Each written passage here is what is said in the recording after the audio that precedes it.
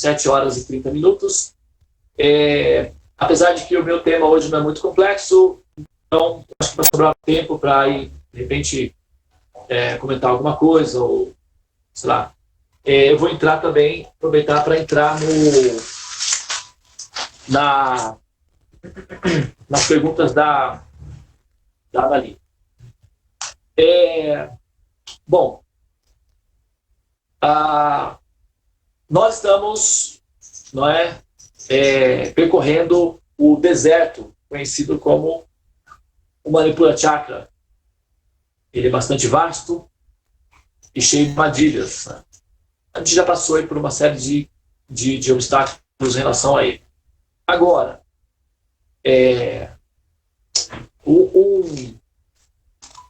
um conceito védico para definir assim,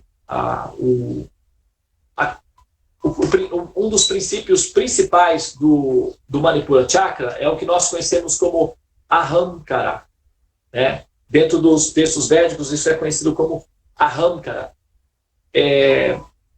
Ahamkara, que significa eu sou. Né? Ahamkara significa eu sou. E Aham Mameti significa é meu. Né? Então, Aham, que significa a identificação com o personagem que a pessoa vive. Né? O princípio, que é o que permanece predominante no Manipura Chakra, é o princípio que é o princípio de poder, certo? Então, para que esse princípio seja devidamente elaborado, é necessário que a pessoa tenha uma identificação com uma personalidade, com um personagem. Ela precisa necessariamente se identificar com o personagem para defender a tese de que aquele personagem é o personagem supremo. Entendeu? No sentido de que, por exemplo, imagina que eu sou um grande empresário. Então, o meu nome, o nome da minha empresa, precisa sobressair em relação aos demais. Então, tem que haver uma identificação minha com o meu trabalho, com a minha empresa, com o meu nome, para que eu tenha entusiasmo e força para levar isso adiante. Né? Isso é diferente. Não estou fazendo uma crítica em relação às pessoas que são proativas, que são produtivas, que são trabalhadoras, que assim sentem satisfação em produzir. Não é isso, tá? É porque é comum, né? Às vezes as pessoas que são espiritualistas fazerem críticas assim, injustas em relação àqueles que são produtivos, falando simplesmente pelo fato de serem produtivos, desqualificando-os como sendo meramente materialistas grosseiros, e às vezes não é bem assim, né?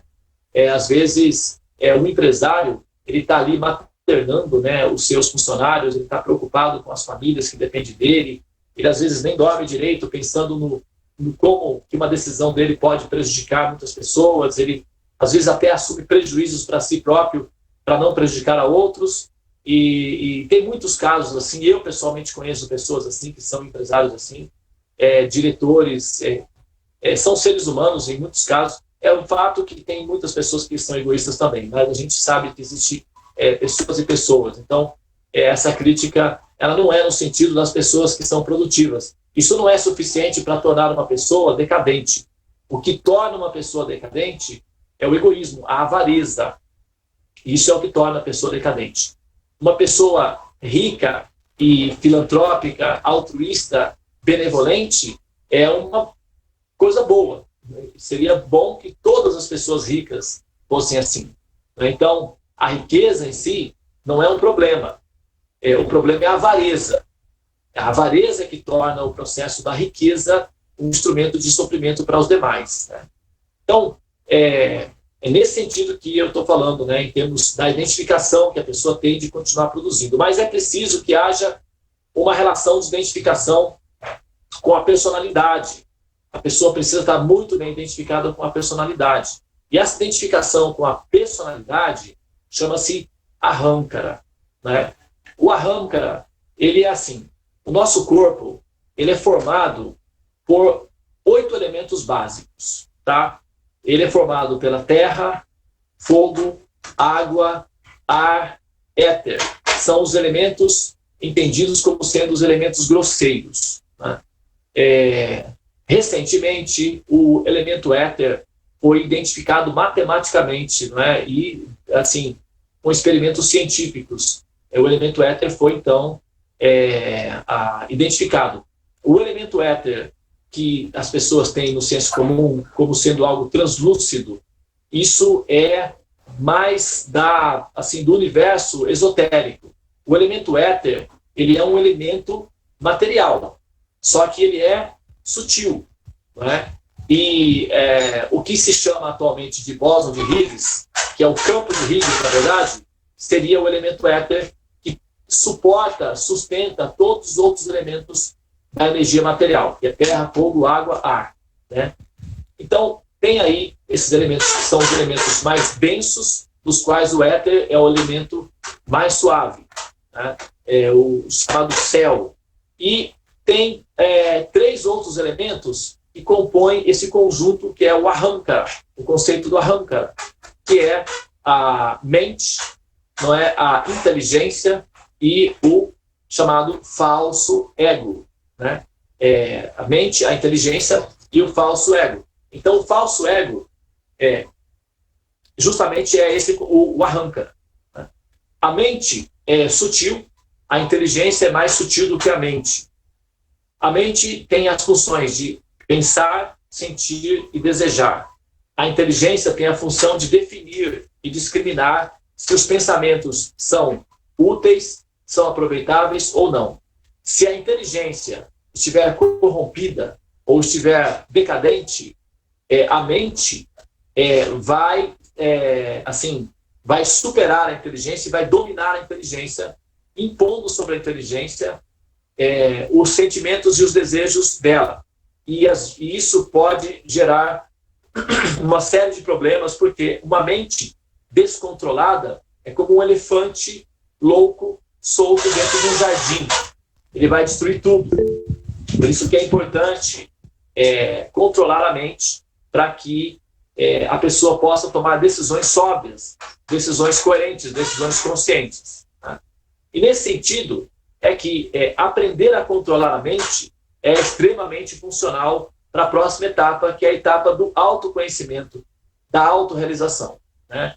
Uma mente descontrolada, imagina que se você é uma professora numa sala de aula com 30 alunos e tem 10 alunos que estão desnutridos, não comem, não têm alimento em casa, não se alimentam. Então, você vai tentar explicar para elas princípios matemáticos e ela vai só ficar pensando em comida. Então, não é funcional. O cérebro, ele vai ficar tentando salvar energia para preservar o corpo. Então, a criança não vai entender as operações, ela não vai ter capacidade, ela está desnutrida, ela está mal alimentada. Então, tem que alimentar primeiro a criança para que ela possa assimilar conteúdo e ser assim educada, alfabetizada. Da mesma forma, a mente estando descontrolada, não tem como realmente entrar no campo de uma metafísica mais coerente, da metafísica orgânica, pode-se dizer. O que as pessoas conseguem com uma mente descontrolada basicamente, falar sobre assuntos esotéricos ou metafísicos, mas não é que elas, de fato, entram no campo da metafísica propriamente dita. Elas conversam sobre os temas, né, dos assuntos. E isso, para elas, é o suficiente. Ou seja, elas, de fato, elas acreditam que elas estão dentro do campo, quando, na verdade, elas estão na periferia da metafísica propriamente falando. Sem controlar a mente, não tem como dar o próximo passo. E um dos efeitos colaterais do descontrole da mente é que a identificação com os elementos corpóreos, os elementos grosseiros que formam o corpo, vai fazer com que a pessoa fique arraigada em relação ao personagem que ela vive. E aí, com isso, ela vai tentar impor, de alguma maneira, dependendo do tipo de distorção psicológica que ela tem de realidade, àquela personalidade. Então ela vai dizer assim, você sabe com quem você está falando? Né? É um dos efeitos colaterais, né, do arranca, ou seja, você sabe quem eu sou, né? Eu sou. E aí a pessoa vai tentar impor a própria personalidade sobre as demais, né? Abusando assim do princípio de poder, gerando um quesito de infração, e essas infrações serão computadas, e depois que elas chegam no nível que já está, o nível de infração já está muito alto, ela então é devolvida para o infrator, de maneira a produzir no infrator a sensação de frustração como consequência do abuso dela em relação ao poder investido na ideia que ela tem de personalidade, da personalidade que ela está vivendo. Né? Vou dar um exemplo agora, talvez para facilitar, né, uma metáfora para facilitar o entendimento.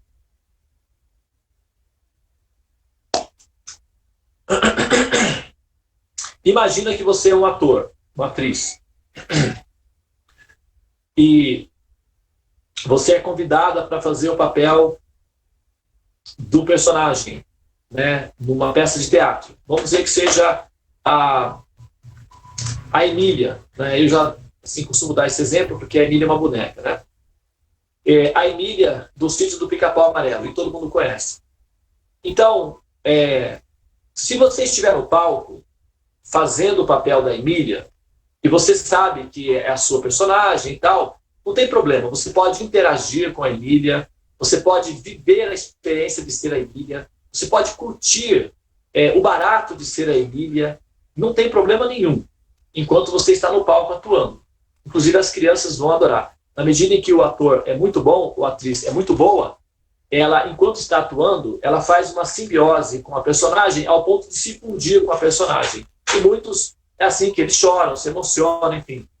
Transmitem as emoções daquele personagem de forma online, como se fosse de fato reais, né? E naquele momento de fato é real.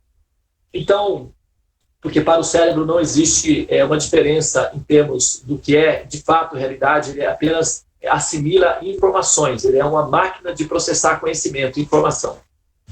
Então, enquanto a pessoa está atuando como uma atriz, não tem problema nenhum, é encantador, todo mundo curte. Agora, supomos que acontece de a pessoa ter um surto psicótico, sei lá, caiu, né? Ou então, enfim, tomou ali alguma bebida que tinha algum efeito ali, algum psicoativo, e ela então fica esquizofrênica ou perde o sentido, fica meio alucinada ali. E ela passa então, sabe o que acontece muitas vezes com pessoas que tomam chá de cogumelo? Eu já ouvi muito isso daí. Eles entram assim numa viagem psicodélica e não retornam mais, ficam retardados por muito tempo. Ou para a vida toda, inclusive. Já ouvi muitas essas histórias aí com chás de cogumelo, que as pessoas vão e não voltam. Então, no caso de uma atriz que entra na personagem, se perde no autismo da personagem e não retorna mais, né? Então ela fica autista e fica perdida, aprisionada naquele personagem. Agora, vamos supor que eu esteja fazendo o papel da Emília. Então, eu fiz a peça, foi ótimo, todo mundo aplaudiu, eu peguei o meu cachê, está muito bem. Mas eu continuo pensando que é a Emília, vou para casa continuando pensando que eu sou a Emília. A Emília é uma boneca de pano, certo? A Emília não come, a Emília não dorme, a Emília não faz xixi, não vai ao toalete, não faz cocô. A Emília, enfim, ela é uma boneca de pano. Então, identificado com a Emília, eu paro de comer, paro de ir ao banheiro, enfim, eu crio uma situação artificial para mim que vai já gerar um problema grave. Eu vou ter uma parada renal, vou ter uma desidratação, sabe? Então, eu vou parar no hospital. E quando chegar no hospital, eu vou, então, interagir com as pessoas, eles vão me perguntar quem eu sou, eu vou dizer que eu sou Emília e tal, e o médico vai logo entender que o meu caso é terapêutico, é clínico, não é hospitalar. Ele dá os primeiros atendimentos e eu vou parar numa clínica, né? Enfim, eu vou, então, ser cuidado, né, por uma clínica. E lá na clínica, os médicos vão tentar, assim, de alguma forma, me ajudar a me lembrar de que eu não sou a Emília, de que eu sou outra coisa, que não seja a Emília. Se os terapeutas tiverem sucesso, eu vou lembrar que eu não sou a Emília, que a Emília é a minha personagem, e eu, assim, me absorvi na Emília, me perdi na Emília, mas tudo bem, agora já estou bem, já me lembrei do assunto. Então os médicos perguntam, quem é você? Eu sou uma atriz. E a Emília? É minha personagem. Ah, tá bom. Já pode ter alta. Então, quando a pessoa fica lúcida e ela entende a diferença entre ela e a personagem que ela vive, isso significa que ela está ficando sã, em algum nível de sanidade. Se o médico diz assim, quem é você? Eu sou Emília. E o que você faz? Eu estou correndo da Cuca. Cuidado com a Cuca. Então, eu estou numa paranoia, né? E o médico vai dizer, é verdade, realmente, a Cuca está lá fora. Fica aqui dentro, que é mais seguro. Ah, sim, doutor, eu vou ficar aqui, porque eu estou correndo da Cuca. Não é aquela história da Emília, né? Então, a pessoa fica assim nessa viagem psicodélica e continua presa na clínica. Agora, trazendo aqui para o nosso contexto de realidade, né? Eu acho que vocês já pegaram a ideia, mas eu vou vou passar por ela de novo, tá? Nós já temos atualmente, no passado os termos védicos eram muito usados em termos metafóricos e mitológicos, porque o recurso do momento era metáforas ou o que nós chamamos de religião, né?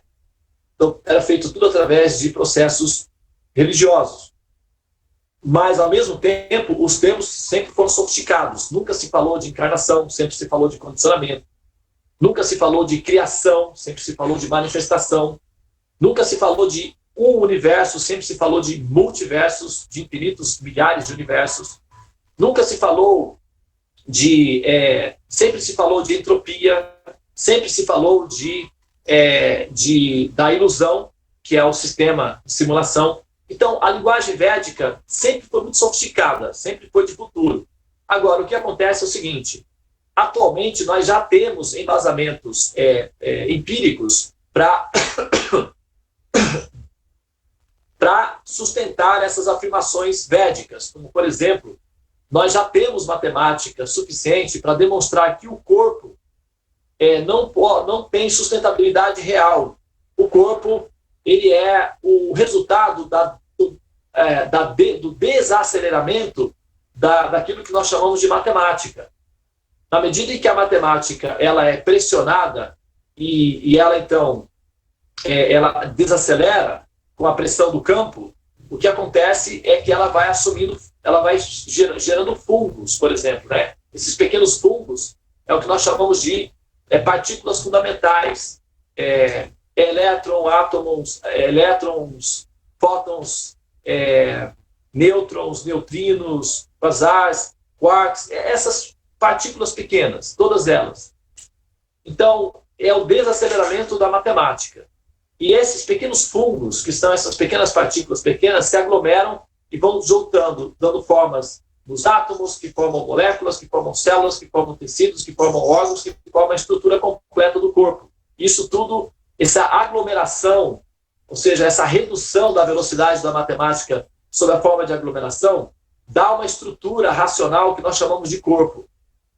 Só que a própria tecnologia que produz o corpo já tem um software instalado nele que faz com que a consciência que está interagindo com aquela tecnologia, que é o corpo, acredite ser o corpo, ou acredite ser o personagem. É como, por exemplo, vamos supor, é como alguém em estado de hipnose, não é? Alguém sugestivo, sob efeitos de hipnose, pode beber um copo de água e embebedar-se com um copo de água, porque ele está sob efeito de hipnose, então vai dar o efeito de, enfim, álcool, né? Cachaça, uísque, sei lá o quê. Mas a pessoa fica bêbada, bebendo água, sob efeito de hipnose, né? Então, O programa chamado Ahamkara é um programa de hipnose. Então, esse programa de hipnose, ele pressiona a consciência a acreditar que a combinação total da aglomeração da matemática que forma o corpo é o que ela é. Então, quando ela olha no espelho, ela tem certeza de que ela é aquilo. Só que nós temos matemática já para demonstrar que aquilo não pode ser real. Aquilo só pode ser uma simulação e que, enfim, está exercendo uma pressão sobre o ser que está vivenciando essa simulação, que é a consciência. É diferente da matemática. A consciência é diferente da matemática. Então, quando a consciência ela se identifica com o corpo, essa identificação é chamada de avidya, que significa ignorância. E a avidya, ela se manifesta sob a forma do ahamkara, que é o falso ego, ou falso eu. Então, ela acredita ser uma coisa que não é real. Então, quando uma pessoa acredita ser uma coisa que não é real, então isso é caso clínico. Ela precisa de tratamentos, até que ela, de alguma forma, descubra que tem alguma coisa errada. E, aos poucos, ela vai retomando a consciência. Quando ela retoma a consciência, aí ela fica um paciente saudável. Então, por isso que, como o universo é uma clínica de tratamentos para almas em estado de avidya, que é um fenômeno da ignorância, o processo todo da terapia, da evolução, é para que esse ser que está profundamente identificado com uma realidade que é uma simulação, que é uma fumaça, os corpos duram, os personagens humanos, 70, 100 anos. Então, eles são funcionais, eles são didáticos. Mas, quando nós nos identificamos com essa funcionalidade, isso é justamente o problema que nós estamos enfrentando. Não sei se vocês percebem a dimensão, mas esse é um problema, tecnicamente falando, para não dizer que é um problema psicológico, é um problema de aquisição de conhecimento, que é o chamado avidya. A alma tem um problema. Esse problema é a avidya, a ignorância.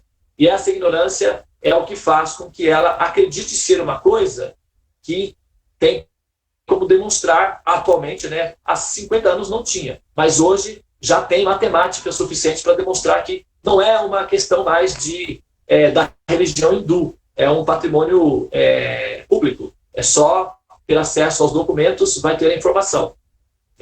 O corpo é uma simulação de realidade, assim como todos os objetos que nós observamos são simulações de realidade, e isso é uma terapia que está em andamento. Aqueles que são mais sóbrios entendem da seguinte maneira: esse é o meu personagem, eu sou a consciência, eu sou a alma. Então, aqueles que estão em avidya, ou uma das características do estado de avidya, de ignorância, é que a pessoa vai dizer assim: eu tenho uma alma. Essa afirmação, eu tenho uma alma, já denuncia em si esse estado de avidya, que é a ignorância. Por quê? Ela parte do princípio de que ela é o corpo e tem uma alma em algum lugar. E é justamente o contrário. Ela é essa alma. E o corpo é a simulação didática de terapia que está em andamento. E ela tem 70, 100 anos para vivenciar a experiência, se realizar, casar, ter filhos, trabalhar, produzir, ajudar a humanidade a evoluir, fazer alguma coisa boa, útil e tal, e entender o que está acontecendo. Se ela for afortunada o suficiente para encontrar o mapa da mina, ou seja, as orientações, a informação apropriada, não é? E se ao mesmo tempo ela for afortunada o suficiente para assimilar a informação apropriada, então ela pode ser liberada da clínica, porque ela vai entender que, na verdade, ela não é o personagem. Tudo bem, não significa que ela vai ser irresponsável ou negligente em relação ao personagem que ela está vivendo. Pelo contrário, não é? Ela vai curtir o personagem. Tem aqueles programas do video show que tem a entrevista, O pessoal vai lá e entrevista: mas você gosta da sua personagem? Aí a atriz fala: não, a minha personagem sofre muito, ou a minha personagem comete muitos erros assim e tal. Eu gosto da minha personagem porque ela é assim, assado e tal. Então, os atores, é uma coisa muito comum, de entender o personagem e curtir o personagem, vivenciar o personagem e aprender com o personagem. Então, os nossos personagens, tá aí o Devananda, tá aí a Tulasi, tá aí a Aline, tá lá a Elisa, tem a Anali, são os nossos personagens. E se nós entendemos assim, isso fica mais fácil para a liberação. Na medida em que nós pensamos, não, eu sou fulano de tal, fechei, não, daqui não sai, daqui ninguém me tira. E essa situação, essa resistência, claro que essa resistência se deve à ignorância. Então, a gente tem que transmitir o conhecimento, a pessoa tem que assimilar o conhecimento e entender o que está acontecendo para facilitar na liberação. Quando a pessoa ela vivencia o pacote didático dela, que é a vida, e ela então terá que sair, digamos assim, da terapia, se ela sai entendendo que ela viveu o personagem dela e ela evoluiu com o personagem dela, o programa em si, que é o universo, e a máquina automaticamente entende. É como se, por exemplo, imagina que você tem um copo de água. Tem uma máquina lá que quando chega em tal ponto, a maquininha acende, vermelho, pronto, já está pronto. Então o universo é uma máquina programada para ser funcional, automático. Então quando a consciência chega nesse nível de entender, eu sou alma, eu estou assim, vivenciando o meu personagem, e essa compreensão é uma compreensão orgânica, automaticamente acende uma luzinha lá. E quando acende essa luzinha, essa alma em si já é automaticamente transferida. Não precisa passar por reunião, acariação, anamnese, nada disso. Deu a definição de que o ser já está emitindo esse padrão de racionalidade, de sanidade, ela já é automaticamente transferida para a próxima fase, para a próxima ala, digamos assim. E sai da ala humana. Entendeu? É muito simples, o programa todo é muito inteligente, muito sistemático, é inteligente. É uma empresa inteligente, funciona automaticamente por mecanismos, inclusive, automáticos. Nós somos inteligentes, nós criamos métodos automáticos de funcionamento. Assim, nós somos inteligentes porque essa inteligência está vindo de uma fonte e esse sistema é utilizado por pessoas inteligentes. Então, se nós partimos do princípio de que Deus é inteligente, não tem nada de errado em ser funcional o programa. Né? Então, o Ahankara significa que a identificação com o personagem é um estado de avidya. Se a gente for traduzir para a nossa terminologia psicológica, seria o equivalente de esquizofrenia, né? Alucinação, coisas assim. Mas, como nós estamos tratando de uma forma sofisticada, então os termos são diferentes. São condicionamento, avidya, ahankara, ignorância, ilusão. Mas se a gente for assim, tipo... Como é que é? E fala a expressão que no curto e grosso, no curto no grosso, seria o equivalente da terminologia utilizada, que é esquizofrenia, alucinação e por aí vai, entendeu? Porque é exatamente essa a classificação. Se você é um médico, psiquiatra, e chega um paciente afirmando para você que ele é Jesus Cristo e que você tem que se preparar porque o fim está chegando, você vai compreender com paciência e tal, e vai até conversar um pouco com a pessoa. Mas você não vai entrar muito nessa viagem, claro. Você é um médico, você está sabendo o que está acontecendo. Agora, se você começar a acreditar no que o rapaz está falando, aí já é um outro fenômeno chamado foliadu, que é quando a esquizofrenia, porque passa, a pessoa pode pegar a esquizofrenia por Wi-Fi. Tem casos, que é por transmissão de dados. O foliadu, que é um fenômeno da psicologia, que é estudado, inclusive, é esse método. Inclusive, quando eu entrei no movimento Hare Krishna, há alguns anos, em 94, porque quando eu fui, eu estava fazendo um programa numa faculdade de psicologia, e eu fui entrevistar o personagem que vocês conhecem, que é o Henrique Cristo. Não sei se vocês conhecem o Henrique Cristo. Quem conhece o Henrique Cristo? Quem aí conhece o Henrique Cristo? Quem já ouviu falar no Henrique Cristo? Conheço. Já ouvi falar, conheço. Conheço de falar, né? Também já ouvi falar. Pessoalmente? Eu só sei quem é. Não, só pela televisão. Só pela TV. Quem conhece ele pessoalmente? Você. Só eu. Eu conheço ele pessoalmente. Estive com ele pessoalmente umas 4 vezes. Entrevistei o Henrique. Na verdade, eu estudei o Henrique, né? Eu fazia parte de um programa de uma universidade em Curitiba e nós estávamos estudando justamente esse fenômeno, que é o esquizofrênicos radicais, né? Aqueles que são tão profundamente esquizofrênicos que conseguem convencer a outros de que a esquizofrenia dele é verdadeira. E com isso ele consegue transferir os dados e fazer novos esquizofrênicos. E o grupo, por exemplo, que anda com o INRI, cada um deles acredita realmente ser o Paulo, o João, a Maria, né, e tal. Então, eles têm aí, né, esse movimento nesse sentido. E o INRI, ele é, assim, ele, evidentemente, né, que ele é uma pessoa muito divertida, engraçado e tudo, mas ele é um paciente, né? E ele é inofensivo, então a gente tolera, mas existem casos que são perigosos, que a pessoa convence outros de se matarem, né? Porque está vindo uma nave e tal. E tem muitos casos. O Jim Jones, né, lá na Guiana Francesa, 900 pessoas se suicidaram. Mas no INRI não, o INRI não tem esse problema aí. Então o pessoal deixa ele solto. Mas se começar a falar coisas muito sérias, aí eles pegam e isolam ele também. Então, assim, o que acontece?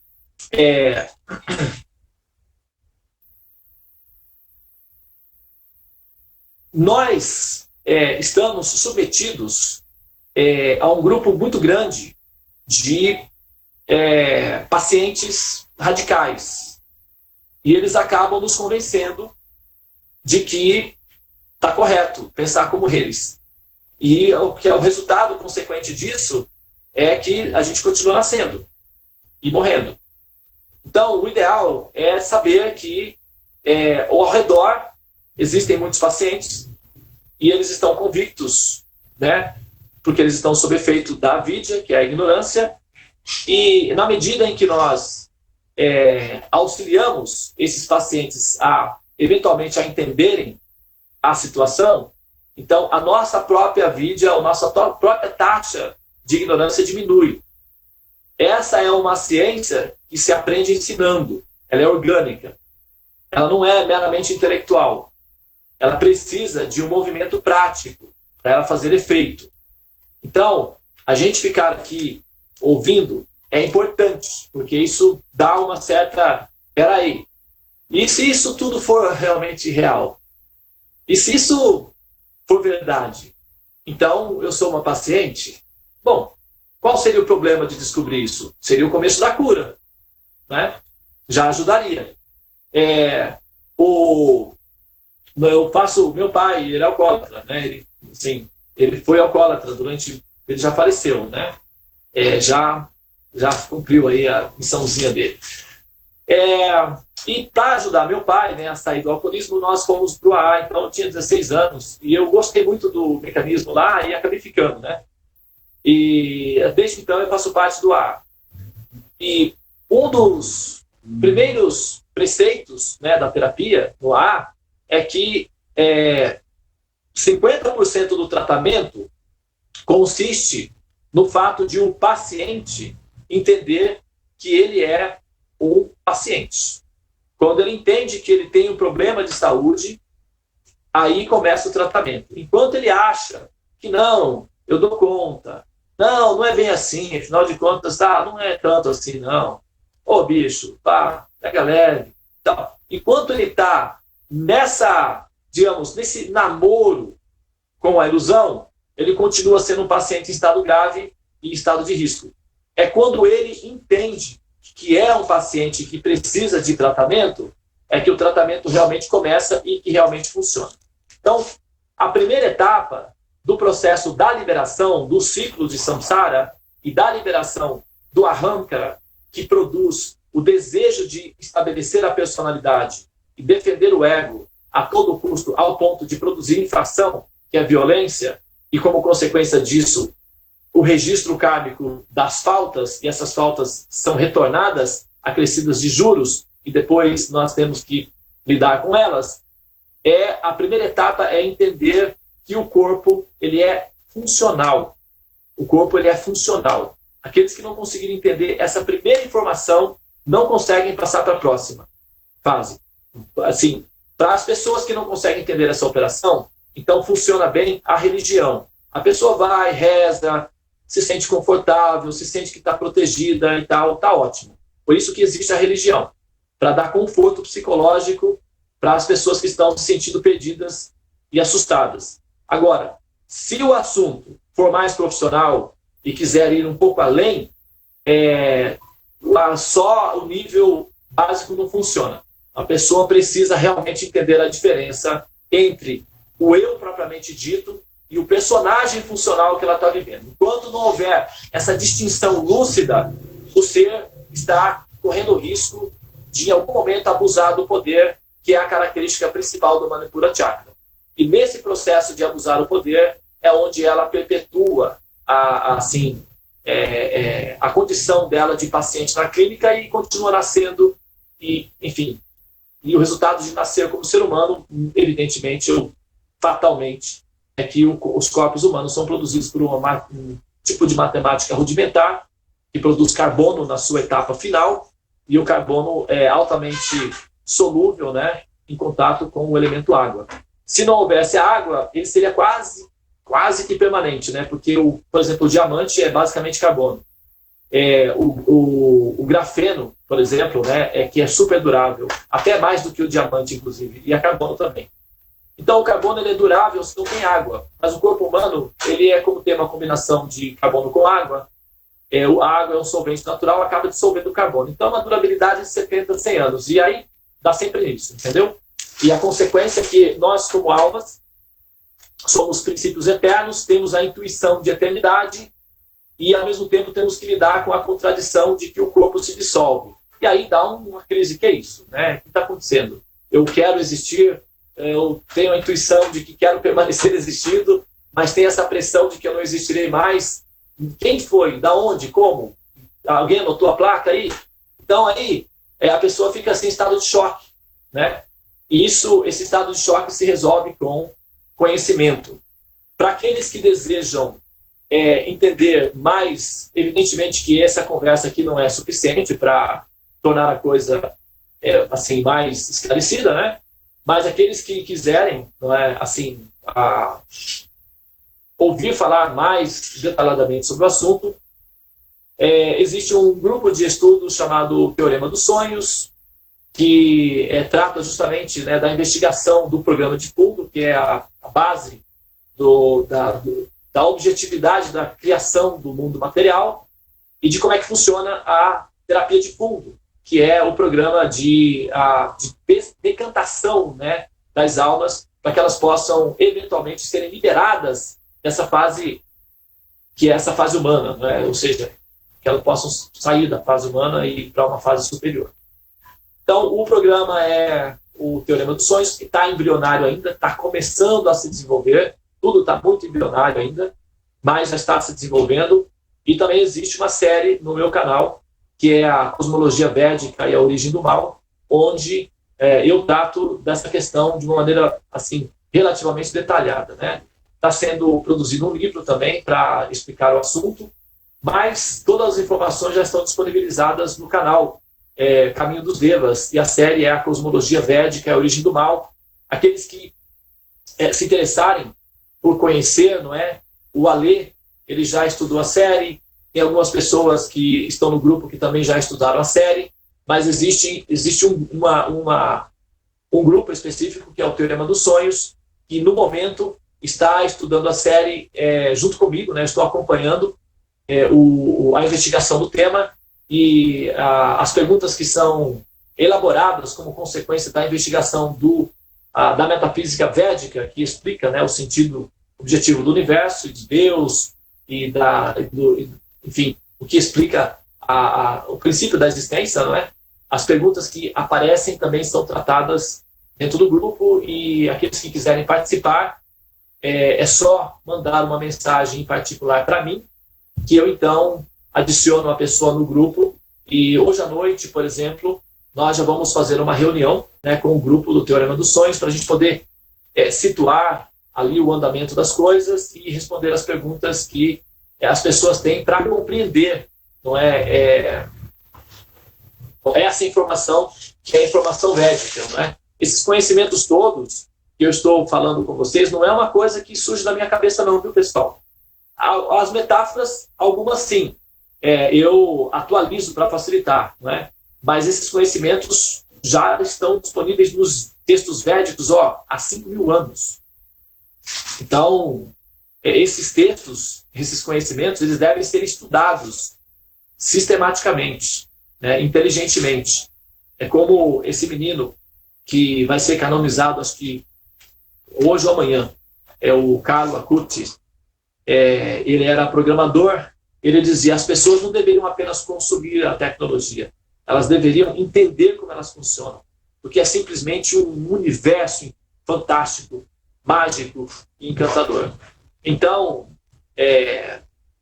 nós não deveríamos ser apenas consumidores do universo, nós deveríamos compreender como é que ele funciona na sua base fundamental, porque é simplesmente fantástico, é incrível, é encantador. O medo de morrer passa, viu? Tem essa vantagem também. Não passa completamente, fica uma taxazinha assim, tipo, para dar aquela emoção, mas administrável. Aquele negócio de medo de morrer, desaparece, isso tudo sai, viu? Se assimilar bem a informação do programa, do Teorema dos Sonhos, que é a explicação védica para o universo, o medo de morrer diminui. E a vantagem de você não ficar nesse pânico, que é o medo de morrer, é que você consegue dar atenção àqueles que estão do seu lado, como filhos, amigos, parentes, que também estão em estado de choque, em pânico. Alguém tem que ter uma certa tranquilidade, né? E aqui o conhecimento acaba também conseguindo tranquilizar os demais ao redor. Só para puxar um gancho, você falou do Carlos, eu encontrei um vídeo dele que ele previu, né, a morte dele, e ele falou, do jeito que você está colocando aí, ele falou que ele estava destinado a morrer, só que ele falou sorrindo, sabe? Foi aquele sorriso, não foi aquele sorriso amarelo, foi um sorriso mesmo, tipo, ele mostrou ali, o vídeo está disponível, quem quiser ver, ele falou aquilo, eu estou destinado a morrer, mas falou sorrindo assim naturalmente, tipo, ele sabe que veio cumprir uma função aqui, né, um ensinamento, né, uma missão, e estava partindo, então, já sei que vim fazer, estou indo embora, e vai sorrindo, porque sabe que cumpriu, né, tinha que cumprir, né, bem interessante. Pode parecer, desculpa, pode parecer pedante ou pode parecer arrogante o que eu vou falar agora. Mas, como outros também podem chegar a essa mesma conclusão no futuro próximo, então vai deixar de ser, né? Porque assim, essa experiência pode ser adquirida individualmente também, não só por mim, mas por outros. Porque não é um fenômeno particular meu, é um fenômeno como resultado do conhecimento que esse conhecimento produz. Vai chegar um momento que você vai fechar os olhos e vai pensar na morte e vai dar um friozinho gostoso na barriga como uma emoção. Sabe quando você está pensando, por exemplo, em ir para a Índia? Você planejou 1 ano para ir para a Índia. Aí está chegando o dia de ir para a Índia. Você tem o passaporte, tem a passagem, ou vai para a Europa, para a Itália, sei lá, para a Suíça, para onde você sempre sonhou ir. E quando chega aqueles dias, dá aquele friozinho assim na barriga, aquela sensação de aventura. É mais ou menos isso. Esse é o efeito que dá o entendimento do programa de fundo do Teorema dos Sonhos. Em algum momento você fecha os olhos e você pensa nesse momento e dá uma sensação de aventura, dá uma sensação... no começo você desconfia que você está com algum problema psicológico, né? Porque como que você vai sentir essa emoção pensando na morte? Você fica com medo, pensando, será que eu sou um potencial suicida? Não é nada disso.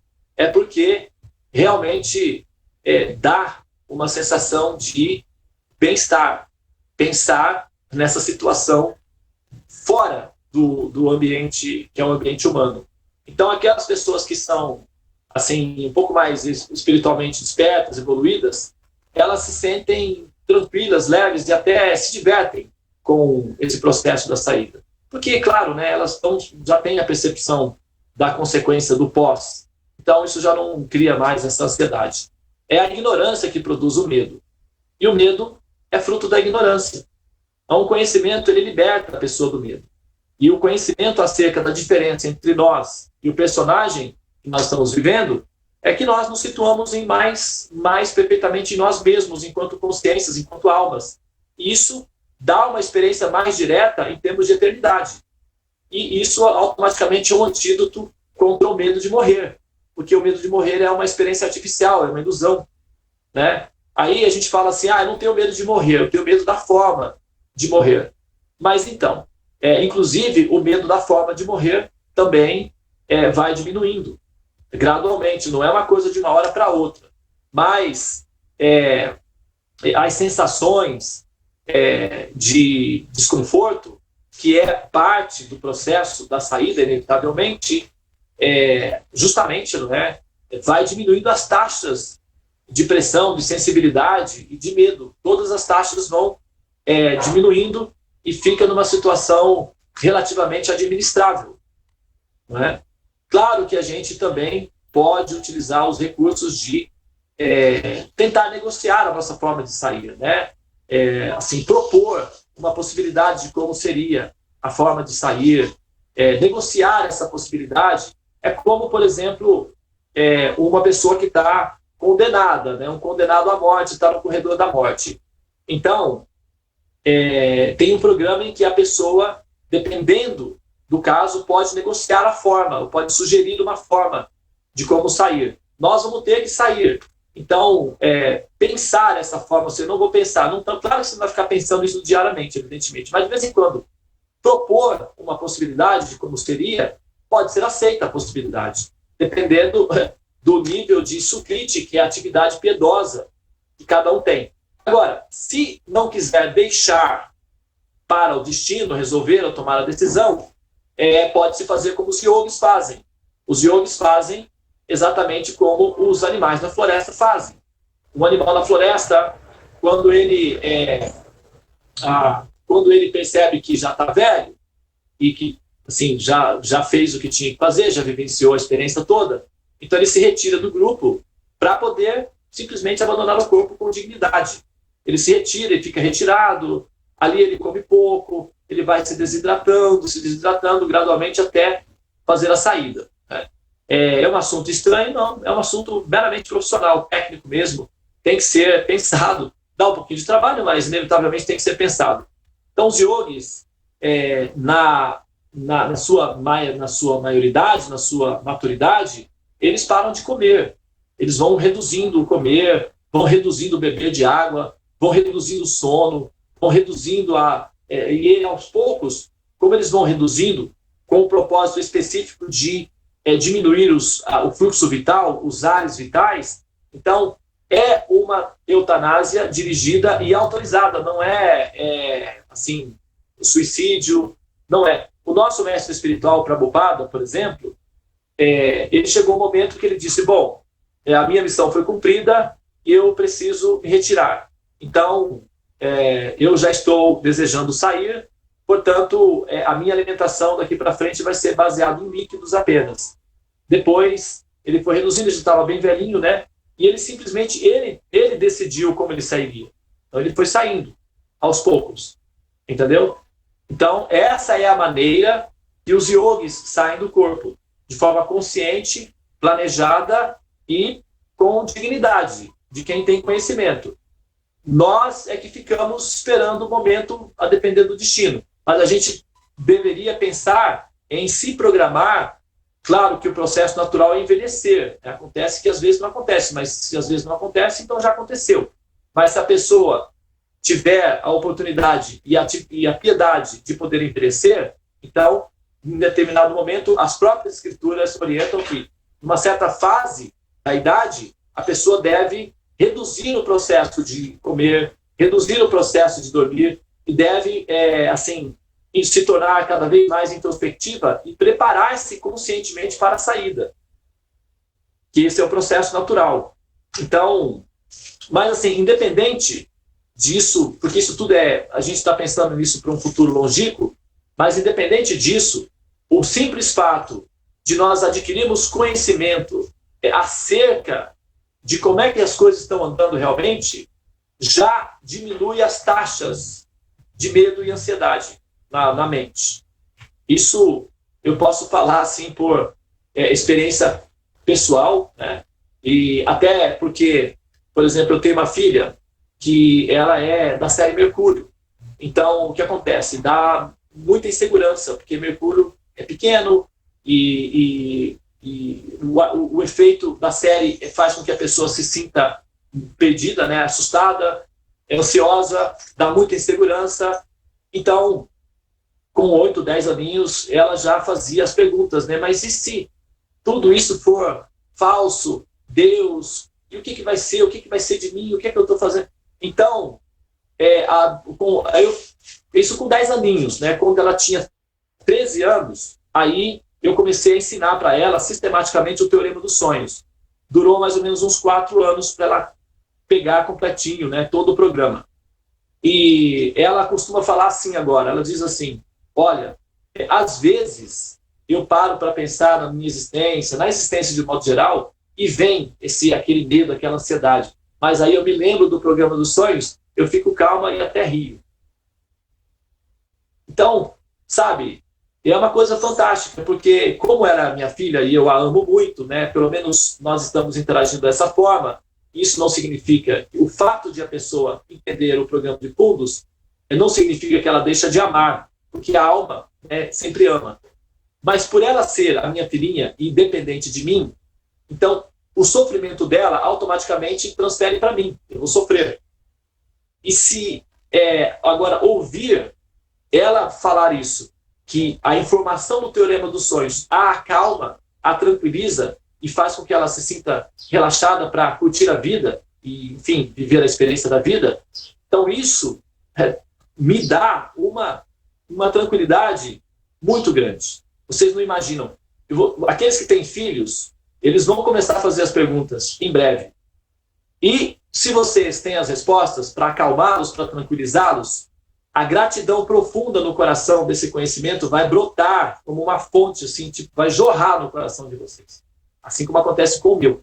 Quando eu olho para minha filha, que ela é da série Mercúrio, e sei que está no coração dela, assim, o recurso mediante o qual ela própria pode se tranquilizar, então isso me dá uma tranquilidade muito grande para, enfim, relaxar também, né?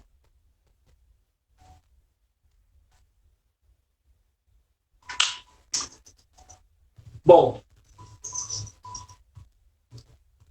então é isso, pessoal.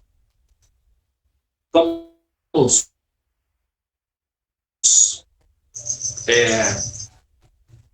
Eu acho que hoje, quinta-feira, eu acho que já esgotei, né, o que eu poderia continuar falando, mas não vou falar mais sobre o Manipura Chakra. Eu vou, então, já entrar no Anahata Chakra, porque como entrou o Kalo Akuti aí na operação, ele já tem a ver com o Anahata Chakra. Então, eu já vou entrar no Anahata Chakra na próxima semana. Eu vou deixar sexta, sábado e domingo para a gente, enfim, bater papos, né, conversar aleatoriamente, e já vou entrar em algumas questões que a Anali colocou sobre o karma, vamos começar a falar um pouco sobre esses assuntos aí aleatórios, né, e que tem uma relação muito com o Manipura Chakra, mas assim, de forma aleatória, tá bom? Muito bem, senhoras e senhores, vamos entrar em trabalho de parto? Chegou a hora. Chegou a hora. Olha quem apareceu aí, ó, a fugitiva número 1.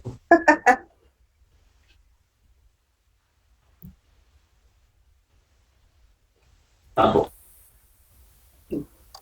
Bom, então, pessoal, tenha um bom dia para todos. Bom dia, gente. Hare Bom dia. Bom dia. Bom dia. Amanhã. Bom dia, gente. Tchau. Hare Krishna. Tchau. Roma, Hare Krishna. Namastê. pode falar